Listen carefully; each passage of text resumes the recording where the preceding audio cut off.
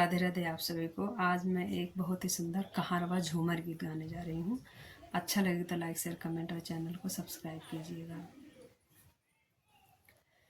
उड़ाते आवे गर्दा, उड़ाते आवे गर्दा, झुमाते आवे बारधा, घुमाते आवे ना हो, घुमाते आवे ना। काच हेरिया से बालम घुमाते आवे ना, काच हेरिया से बालम घुमाते आवे ना। अपनी महालिया से, अपनी महालिया से बोले मलिनिया की जेई लेते ना, हाँ की जेई लेते ना। हमरा बनल भोजनवा की जेई लेते ना, हमरा बनल भोजनवा की जेई लेते ना।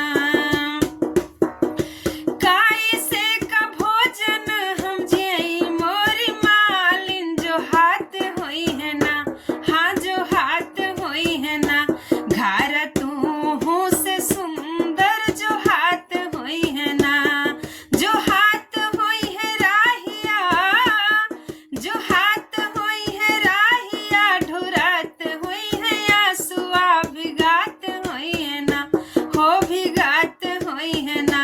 उनके रेशमी चुनारिया भिगात हुई है ना, उनके रेशमी चुनारिया भिगात हुई है ना। उड़ात आवे गर्दा, उड़ात आवे गर्दा, झुमात आवे बारधा, घुमात आवे ना, हाँ घुमात आवे ना। काच हेरिया से बालम घुमात आवे ना।